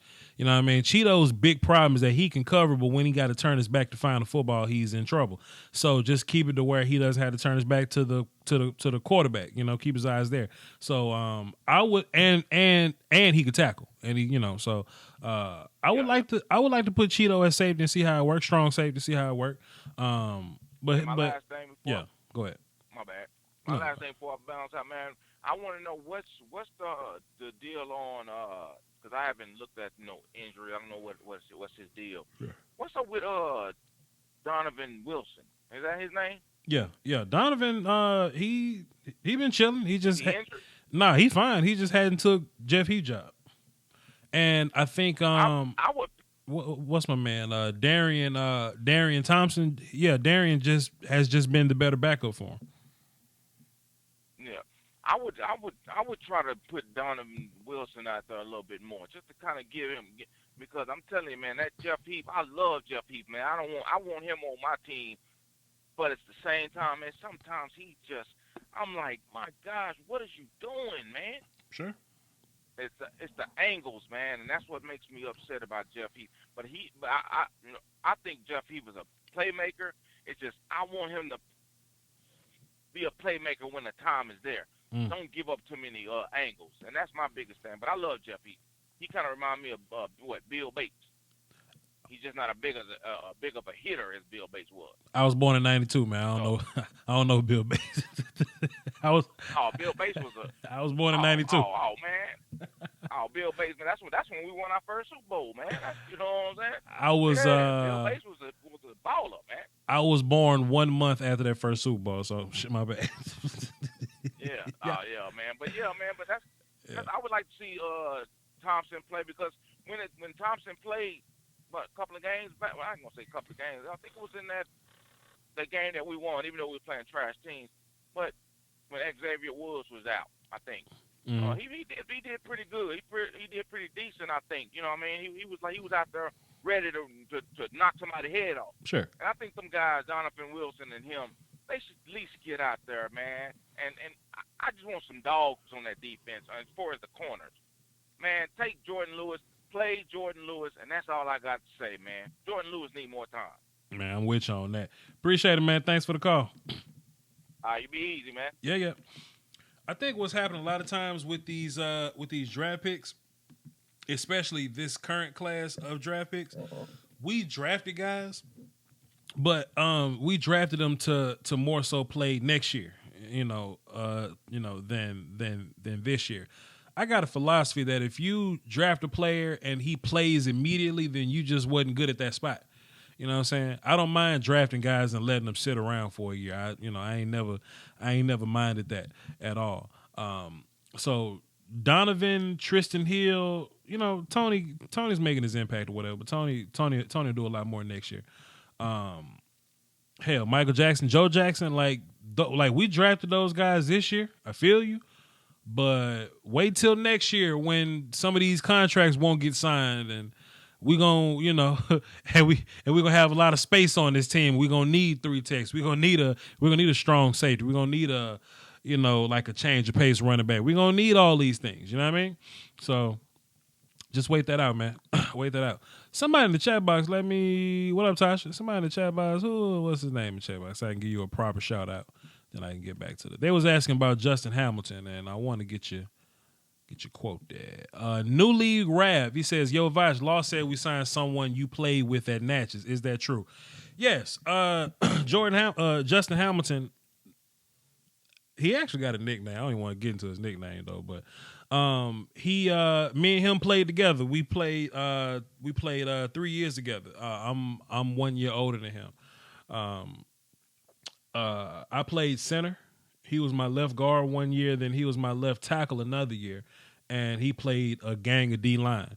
Then after I was done playing and I went into coaching, I coached him. for a whole, for a whole additional year or whatever. And that just lets you know how cold the league is, right? Think about Justin, man. I never seen nobody beat him one-on-one. I practiced against him for 3 years. Now think about how much practice that you got to get in with somebody if you're on the same team with him. I practiced against that dude for 3 years. I only really beat him 4 times.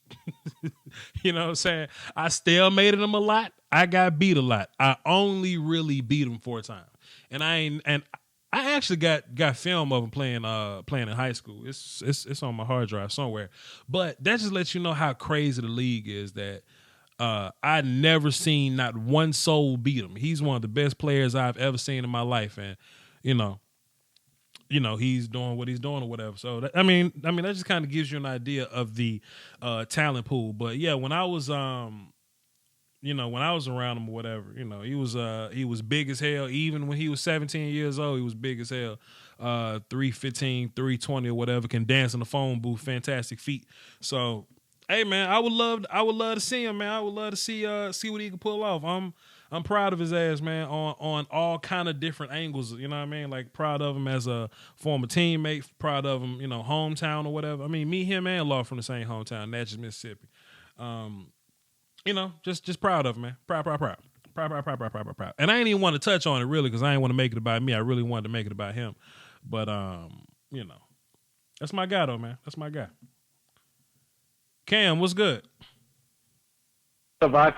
What's happening, brother? What you got for the show? Hey, man. I just want to say, and I brought this up once before, but, all these guys out here. Uh-oh. By the way, I would not punch a gorilla. I was just about to ask you, would you ever punch a gorilla as hard as you can, would you ever punch a gorilla in the mouth? Hell no. That's what I'm saying. That's crazy. I'm saying. Okay. My bad, but go ahead. All these fans out here, that if I think everybody that is ready to push Jason Garrett off a bridge, and don't get me wrong, I get it. Sure.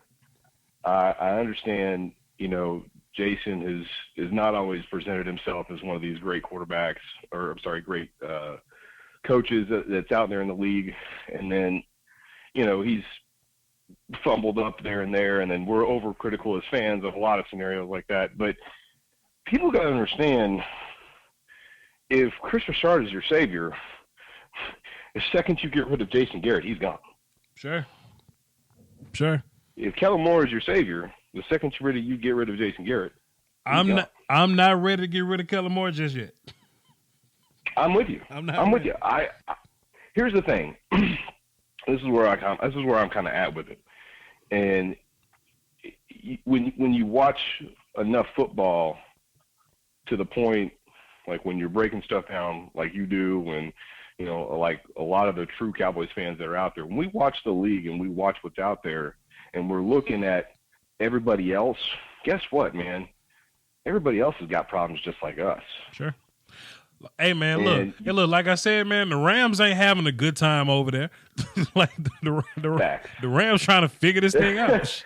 Yeah. Go ahead. Because they got a year on Sean McVay, so they've seen it. Yep.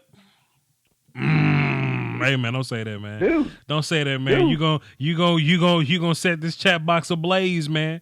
Come on, man. No, man. Well, if you want the just the glorified talk about Sean McVay, then you can go watch TV, because that's on there all day, every day. But if you want the cold hard truth, Sean McVay had a great idea and ran with it, but then they spent all their money. So what you left with? Yep. What you got? Exactly what you got. You could do all this flashy, you know what I'm saying, coach new offense. Listen, your players got to show up and play, man. Yes. Your players got to show up and play. Shit, talk about Doug Peterson. Listen, man, the Cowboy fans will push their wife off a bridge to have Doug Peterson as their head coach just last year, just 2 years ago. But now he's losing the locker room. Miss Jack in the chat box, she just say, Georgia, they ain't never gave up on Jason Garrett like that. players ain't never gave up on Jason Garrett. Exactly. They may have denied him a high five on the sideline after a bad defense, but they never gave up on Jason Garrett. And nobody's trying to high five anybody when they're pissed off. They're not trying to get that got way overlooked. That was ridiculous. Yeah. The thing that what I like about Jason Garrett, and you understand it's always in the optics of the Cowboys organization, which is different than optics of any other organization in the league. It always is different when it's tainted with Cowboys and tainted with Jerry Jones. So you have a coach, and we call him a yes man, and I don't know that I agree with that, and I know Jerry said he's not, whatever, but, looking from the outside in, I don't think that he is. I think you've got a guy that isn't vocal. You've got a guy, isn't vocal in the media. He keeps everything behind doors. Sure. And he doesn't make a spectacle out of things. Well, what's the one thing you don't want in your locker room? An AB, or you don't want commotion. You don't want drama. You don't want these things in your locker room. So that's what Jason Garrett, when you look at it, and Voch, you've been in those scenarios, Sure. Jason Garrett, he keeps control of those locker rooms. This is how you know Jason Garrett is fantastic with his guys in his locker room. They asked Dak, Dak, how do you feel about what Doug said? Oh man, we ain't worried about the outside noise. We just gonna do what we doing. So we just gonna do our thing. Thank you. Tyron Smith, what do you think about what Doug Peterson? Hey man, we ain't listen to all the outside stuff, man. We just gonna do. Hey, DeMarcus Lawrence, who's the most outspoken cat in this room, what do you think about what Doug Peterson said? Man, fuck Doug. I smack shot at Doug Peterson, but we not worried about Doug Peterson. His ass can't play. Right. But that's right. We're not worried about the outside noise. You see what I'm saying? Like exactly. Everybody's saying the same thing for the most part, and that's signs of good That's coaching. leadership. Yeah. Yeah, that's leadership. Because you have given your players a vision. Mm-hmm. You have given your players something to go after, and he does that. When you talk to players, and you say, man, what do you think about Jason Garrett? And this kind of even got into the media a little bit last year about talking about Jason Garrett's, the way he talks his team up and he does these speeches, but he keeps that shit indoors. Sure. And I think something that was really eye opening is the what's the name of the Amazon show, man? All or Nothing. When it we actually got a chance to see Jason Garrett like pissed off. And I'm like, man, I get it now. Yes. People don't like Jason Garrett clapping, but one of my idols, Nick Saban, claps his ass off. You know what I'm saying? And Nick Saban kind of gave that vibe to Jason or whatever. And the reason behind clapping, whether it's a good play or a bad play, the reason behind that is why would you discourage a player for a play that you can never get back? You know what I'm saying? Thank you. We gonna need you. We gonna need you for the next play. So Anthony Brown, if you made a bad play, like if you had a bad penalty or something, right? Why would I cuss you out and take your mind out the game? I'm gonna encourage you and say, hey, bro, get your head in the game. I need you.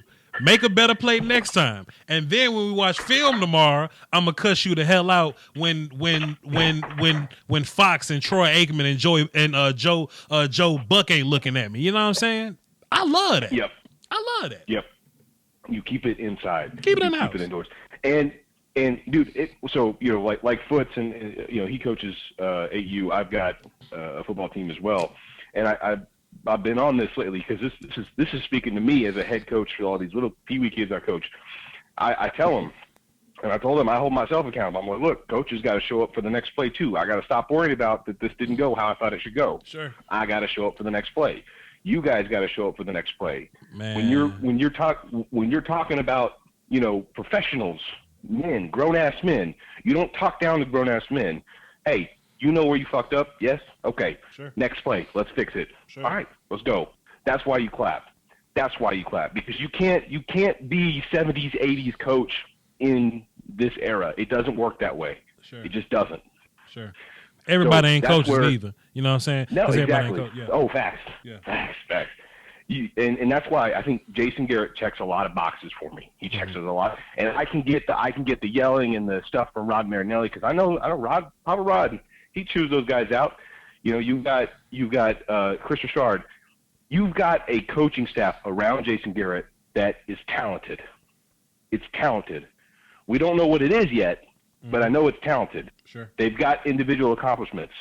Rob Marinelli has a history of taking defensive linemen with no names and making them something, making them hungry, making them dogs. He does that. That's his thing. And then he said, "No, Chris, you got the backfield. That's you. Oh, you want to call the scheme too? Absolutely, go for it." This is a unique coaching situation. Sure. And I think that's something else that people don't see. It's not every day that your defensive coordinator doesn't call your defense. So you've got coaches that are working together, that trust each other, that have a ecosystem of trust, that they are okay with calling each other, talking to each other, letting people run the best they can outside of their role, even though that's not exactly what the role is.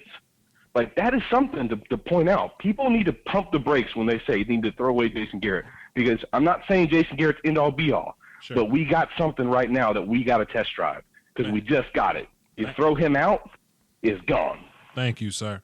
Thank you, sir. You are making fantastic points. And also for you, Lee, let me just say this one thing. I respect you, man, because I've coached high school. I've coached JUCO. You know what I'm saying? I've touched on middle school for like a month and a half. I hated it. But there's nothing more difficult than coaching Pee Wee football, man. I respect people talk a lot of shit about Pee Wee coaches, and you know this, but I respect, because listen, we was at the high school one day just doing our regular like summer workouts or whatever. They say we're gonna walk over to the other field to help the Pee Wee kids out. Voch, come on with us. All right, so, all right, cool. I'm kind of interning at this time. I go over there with the Pee Wee cheer with the offensive line. I'm trying to teach them, trying to talk to them, and they playing with the grass all in the back. They in the back looking all. You laughing because you understand. They looking all in the sky. They look. They in the back mad because they got a rock in their shoe or something. But you can't cuss because they mama over there. Because they mama on the fence. And you can't cuss like you want to because he's 7. Because he's 7. I can cuss a grown kid out all day. But a 7-year-old that's upset because a rock is in his shoe and a bug is biting. I can't say, boy, what the hell are you doing back there? I can't say that. So I give you and Foots all the credit. Listen, man, I've coached some grown-ass athletes. I'm proud of my coaching acumen. I respect these Pee Wee coaches, man. You the man, Cam. You better than me. You better than me. I appreciate it, man. It's rough. It does get rough, but I got faith, man. I love this game so much, man. I'm always trying to teach for the next generation. That's me and my best friend.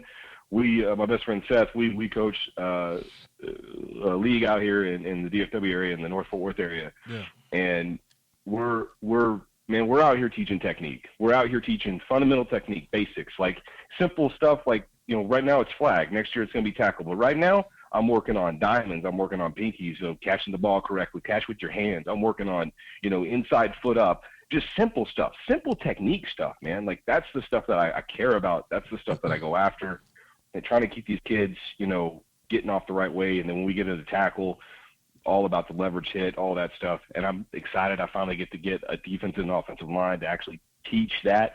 That's what I'm most excited about, is actually teach trenches. Like, but man, you're right. You're dead on when you talk about playing. We're lucky enough we don't have grass. We get to play on. We get to practice on turf. Yeah. But my God, those kids love the pellets. The court pellets. playing with the rocks. Playing with the little rocks. Dude, get out of here. That's what it is. Hey, man. All the time, dude. Hey, okay. Appreciate it. Thanks for calling, man. Yeah, man. Appreciate it. Have a good one, man. I always appreciate what you're doing. Yeah. Oh, man, we got 2 more callers. They're not platinum. I don't think I'm a clock gamer. I'm going to let them have their time. How long this been? Hour, 30 minutes? That ain't terrible. Naeem, what's up, brother? Hey, man, me and Naeem was talking in the Twitter chat box, man. We're gonna set up one of these little meet and greets one day. You know what I'm saying? Get a little, pass around some handshakes. What I would like to do is I would love to, for one of these away games, to go to Dallas, find some bar, and just for all of us to congregate at and watch the game together. I think that'll be fun. So that may be something we work on in the future. Me and brother Law Nation coordinate that or something. Have us a little watch party, something like that. You know what I'm saying? But We'll see what happens. Mark Holmes better than me because he have these strangers in his house. Boy, Mark Holmes better than me. Boy. Anyway, Naeem says, hashtag midseason forum. What's up, Voch? I hope the Cowboys put the slap down on these next 10 games like a grandma that heard you cuss in church. Hey, man, that's big facts, man. We got, how many games we got left? We played 7. We got 9 games left, so we need to win at least 6 more. Pardon me. 6. How many games we won? 4 games? Yeah, we need to win at least 6 more. At least. And then we start looking at like buys or whatever. But win the division first, and we'll cross that road whenever we get there. That's a fantastic super chat though. Good super chat, brother Naeem. Let's get into these last 2 calls and see what the hell they talking about. So we can get the hell up out of here. Call my lady or something. 954. What's happening? Who this? It's your boy. Hold on. Wait a minute. Don't say nothing. Wait a minute. I just muted you. My fault. My bad. Now, my bad, dog. What's your name again, man? Who this? It's your boy Josh, man. What's happening, Voch? My bad, Josh. I ain't mean to cut you off, my guy. What's good, brother? It's all good, man. Listen, man, I be listening to your show hella crazy, bro. But I don't ever get a chance to call in. But I got a theory for you, dog. What's happening? Let me tell you what I've been thinking was on my mind. Okay. These other teams that ain't in our division, we ain't really worrying about them because we going to see them in the playoffs. I think they dumbing it down when we played Green Bay and the Saints and all that. Yeah. And then when we played division, you see how we turned up on the division? Yeah. Just to get them out the way. And then when we play the team in the playoffs, they going to be like, oh, we ain't seen this before. Oh, they ain't did this last time we played them. I think we holding it back a little bit. I will say, holding it back is a very strange thing to say, but I feel you on that though because look. Because I don't mean holding it back, meaning not calling the same plays. But you're right. I mean, like, okay, we're gonna call this play, but we're gonna run it regular. We ain't gonna put too much sauce in it. Well, for example, right? For example, like how some people be saying. Go ahead, say that. What? For example, like the film I just dropped, right? Just dropped on Tuesday. Like we'll run that option look or whatever, but we ain't run the shit with Tavon. You know what I'm saying? So maybe when we play the Patriots, we'll run it with Cooper next time or something like that. You know what I mean? So then when we get to the playoffs, it'll be a whole nother thing we got. You know what I'm saying? So I feel what you're saying. Like we didn't pull out all the big guns yet because we may not feel like that we need them yet. You know what I'm saying? Because I was listening to your last pause to the last week when we lost to the Jets. Everybody saying, oh, where's all the motion? Where's all the screens? Why is we showing that against Jets when we know the Jets ain't going to be nobody we finna worry about in the playoffs? Hey, I feel you on that. Keep going, though. All we need to do is win the division. We make it to the playoffs. Sure. That's when we bring out all the stops. That's when we bring out everything we got. Yeah. That's how I'm looking at it. Hey, man, you ain't wrong. I feel you. Hey, man, it's a long season, and in the league, like, you know what I'm saying, people got film on you, and what you don't want to do is run the same play too many times because what's gonna happen, man? These damn coaches and these linebackers, these safeties, these other guys, man, they gonna see that look and they gonna know what plays you like to run out that look. And if they one step ahead of you, it's chestnut checkers, dog. There you go. For real. There you go. It's chestnut checkers, man. There you go. I don't understand how everybody be getting so hot when we lose a game. Hey, man. Get hot, man. Everybody gonna lose. Hey, man, you know what it is, man. You know how they do, man. I'm just saying, cause hey, when we were winning Super Bowl, we ain't go 15-1 or 16-0. We wasn't winning Super Bowl like that. We'll go 10-6. We'll go 9-7. Damn. 9-6. We'll probably go 12-4. 12-4. Yeah. Yeah. Still a pull it out in the playoffs. That's when everything matters when that playoff is, man. Damn. Everybody got to keep their hopes up, bro. Got to keep your hopes up. And like you say, how you run the zones? How you run the zone, Voch? Shit, A-Gap and Mike, man. Take care of that all day. A-Gap and Mike all day, every day. It's 11-man sport, bro. It's 11 men on the offense. If one man don't do his job, what's gonna happen to the offense? Well, you preaching now. I ain't mad at you. That's what's gonna happen, bro. Hey, man, this was a fantastic call. Josh, I just plugged you in platinum. Next time you call in, you ain't got to wait 2 hours to get in on the line, man. I appreciate you, bro. No, I appreciate you, Bachi. You keep me alive, man, all through the week, big dog. Hey, man, salute to you, man. We got a lot of film coming out this week, man. Stay tuned. 6 in the morning when we drop it. Hey, just give me that chant one time, big dog. You know it ain't nothing but a thing. I had that thing pulled up just in case somebody asked for it. Let me hit that goddamn button. Hit that button for me. Hit that button for me. Ain't wrong with y'all, man. I got this thing, boy. Look. I didn't think I was gonna need it today, but just in case somebody asked, I had it just on the side, just ready to go. Come on. I need to hear it, man, because we got a whole week to just go ahead and just dial up some stuff for this next game. Who we play next? We play the Giants next. We play the Giants next, and then we got. And then we got the cuss, but that is grass. Oh I'm telling you, what we're gonna do, we're gonna take care of the whole division. Hey man, we'll see what happens, man. Appreciate you, brother. All right, bro. Yeah. You know, man, I like when somebody call into the show that they never called in before, and they have such a great call, and I just gotta make them platinum. You know what I mean? That's one of my favorite parts about this job, man. Making guys platinum. You know, that's one of my. It's one of my favorite. No, Nene, we do not have an Eagle Shirley button. No, ma'am, we do not. I should make an Eagle Shirley button, and I have the audio to make the Eagle Shirley button. I just I haven't done so yet, but hang tight. We may have that done for the end of the week. 903, you the last caller tonight. Who this? Hey, what's going on, man? This is Gordon. How are you? Gordon, let me ask you a question. Have you ever punched a gorilla in the mouth?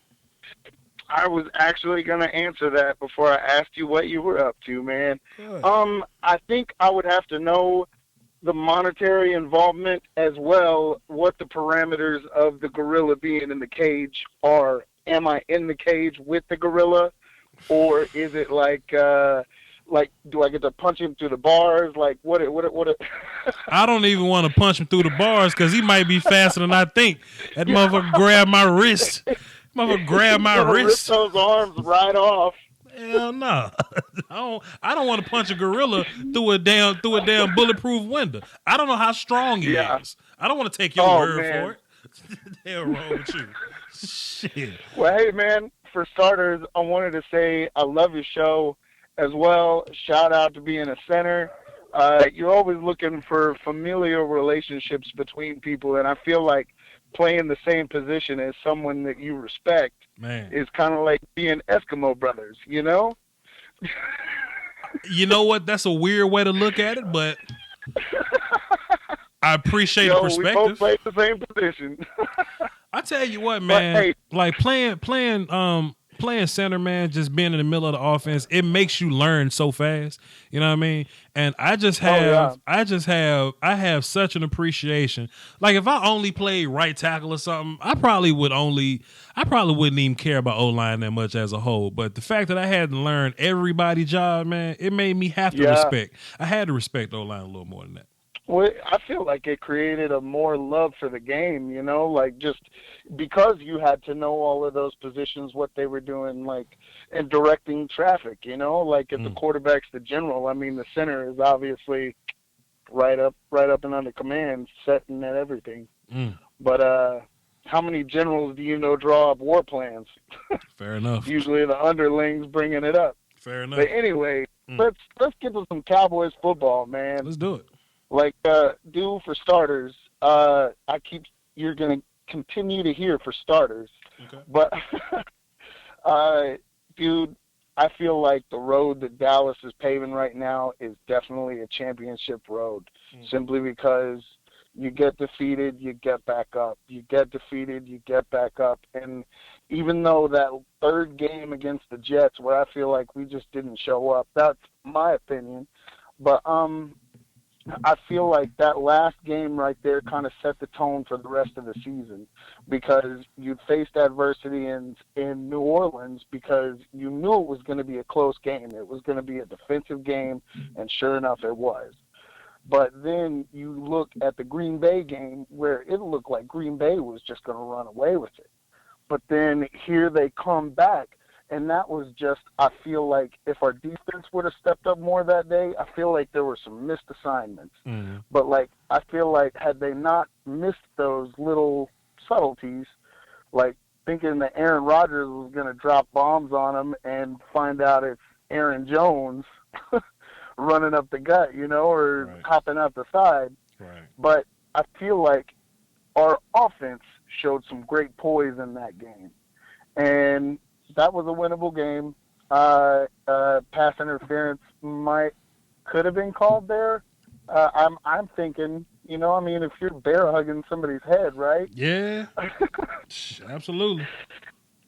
But then the Jets, I feel like that was our low point. And the best way to gauge a low point is realizing that from here it's up. And I really think the boys are going to really rock it out this year. I think this bye week has some, fantastic timing. You know what I'm saying? If we're our best when everybody's healthy, cool. Let's get healthy this week and beat the hell out of everybody else we play. Absolutely. And I think resting Tyron Smith and Leo Collins during the Jets game was the best move. I know it seemed kind of dire because of the outcome. But you needed them, though. In that game as well, dude, they came back. They came back within inches, man, and it was just, it's only up from here, right? Pour that water. Yeah, that was a pretty good point. Like, because if you rest them for the Jets game, like you really needed them versus Philly. You know what I'm saying? So that's a good point. That's a good point. Plus, they get the rest this bye week too. So they got 15 days. Dude, that Philly game was a total statement game. Sure. Like dominant performance, man. And dude, love your show, man. Thanks for having me on. And yeah, dude, that's what's up. All right, Gordon. So I just made you platinum. So next time you call in, you ain't got to wait till 9:20 to get in on the lines, man. I appreciate you. Last thing I'll say, I don't mind waiting 2 hours listening to all of the intelligent conversation I've been hearing going on. So that's what's up. Man, I appreciate it, man. Salute. Be easy, Voch. Yeah. So, boom, that's the last call of the night. But what I would like to do is open it up to the chat box because some people shy and shit, and y'all don't like to call in. Y'all don't like to call in because I don't know, because the Obama phone don't always work out for you. So let me get the phones out of here, and I'm gonna hang around the chat box. It's 9:21. I'll probably talk in the chat box till 9:30. We had some fantastic calls. We added a few platinum guys. Boom, boom, boom. All right, chat box, let me have it. What the hell y'all want, chat box? And if y'all ain't got nothing to say, I'm just going to, hang up. I'm going to go hang up and go chill somewhere. If y'all ain't got nothing to say to me, I'll just hang up and go chill somewhere. But I'm opening it up to y'all to see what y'all got to say. What y'all got to say? Where y'all at? Let me get the work off y'all.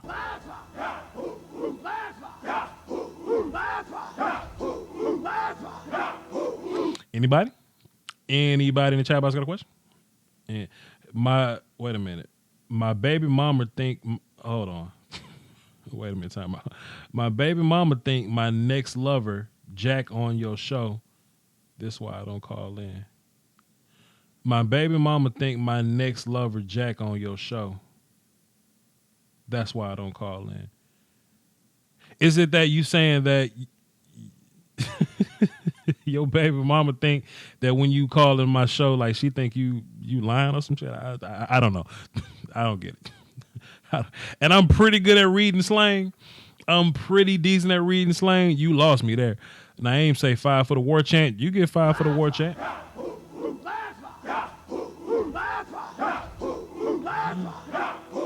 Oh, man. Voch, what up with Randy? I don't know, dog. Randy just living life, man. Randy just tired of getting harassed by the league, so maybe he chilling. I don't even know if he's back smoking again, but I just know he chilling. Should Cheeto move the slot? We'll see. I would like to see him at safety, but we'll see. Do we focus on re-signing Robert Quinn this offseason? If we can, but I don't know if we will.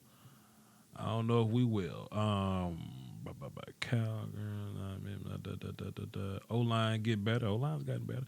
All the advanced metrics you want to have been posted in the Discord. Cool. Hey, y'all, if y'all want to hang out in the Discord in a little bit, I'll be in the Discord in a little bit, just hanging and parlaying and, chilling with the people for a little while. So come to my Discord. That link is in the description. Minus the penalties, we could be 7-0. Do you agree? Absolutely. Penalties and turnovers. Yeah, sure. Absolutely. Voch, name 5 coaches. Voch, name 5 coaches got a better winning. Name 5 coaches that have a better winning percentage than Jason Garrett in 10 years. I'd have to look and see. But I know Jason Garrett is like closer to the mid top. I think he's top 10 in winning percentage. I could be wrong there, but yeah, Jason Garrett's closer. Jason's definitely won more games than he lost. He's definitely done that. He's only had one losing season. That's like we give Jason a lot of shit. Jason's only had one losing season. He had some 8-8s, some winning seasons, one losing. What do you think about drafting a gorilla? Well, gorillas don't follow instructions very well, so we think he's gonna get upfield and cause havoc, but he really just laying down and taking a nap or something. Hey Voch, I'm not superstitious, correct me if I'm wrong, but no team has been swept 3 years in a row in the NFL. Shit, it's about to be the Eagles if we beat them again. But yeah, teams get swept all the time. Like the Patriots sweep teams all the time. So yeah, the Lions have been swept a bunch. Yes, it happens. It happens. Should we be content with Woods and Covington for the remaining push? Hey man, I don't want to put myself in a bad situation trying to get a one tech, but hey man, Woods is cool, but I'm always here. I'm always here for improvement. Do we need a better 3 tech? I'm always here for improvement. How are you? I'm fine. I want to go fishing. I've been trying to fish all week, man. I just haven't gotten it done yet, but I might go. I might go tomorrow. Naeem asked for a Connor Williams film session. I'll probably do a live stream looking at all the offensive linemen at some point towards the end of the year. So hang tight. We'll see.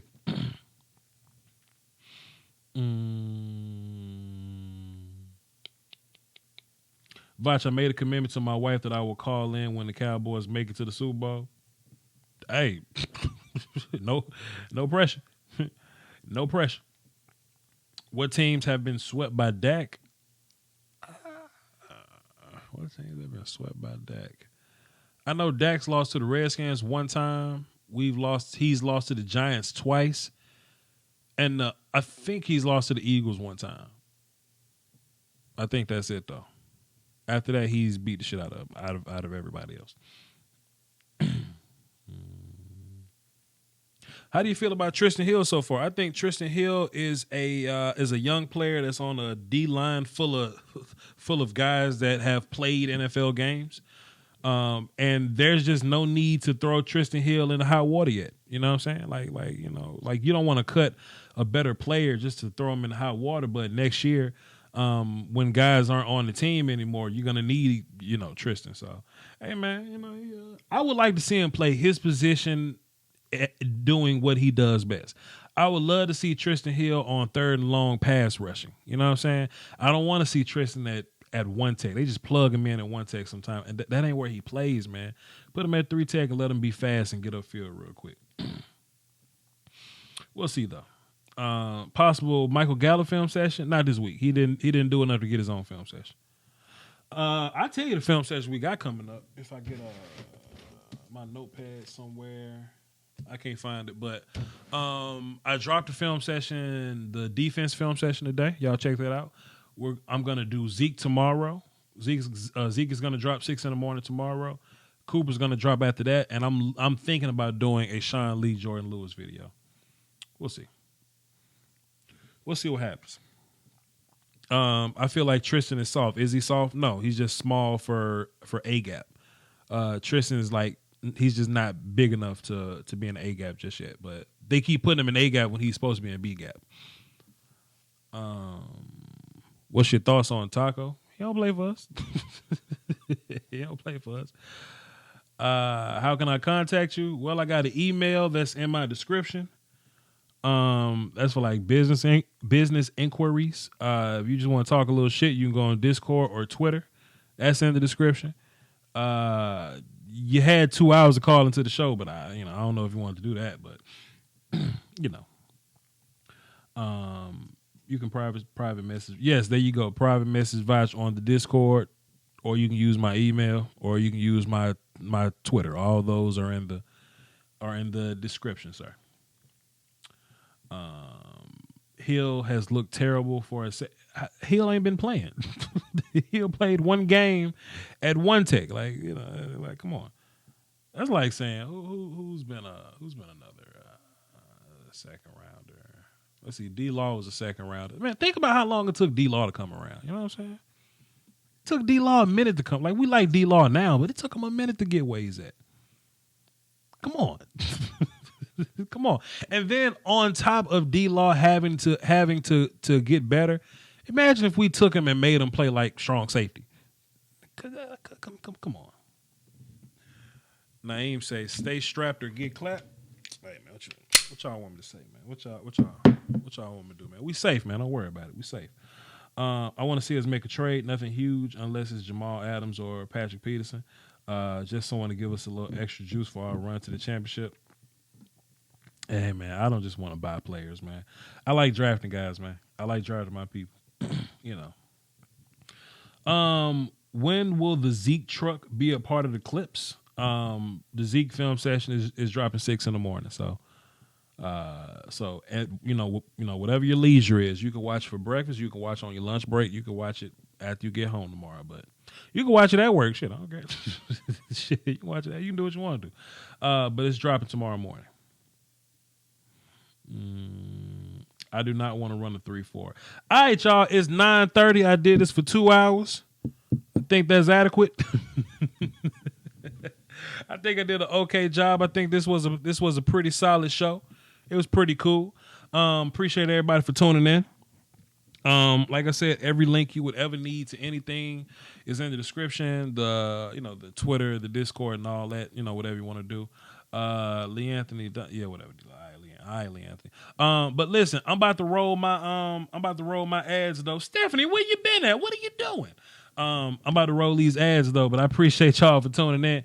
Y'all hold it down for the Doski Woski. Be sure to watch all the film I'm dropping this week. It's going to be plenty of knowledge in there, plenty fun times, plenty jokes, a lot of good stuff, man. Y'all hold it down. Stephanie, we 2 hours into this thing. What are you doing? What are you saying?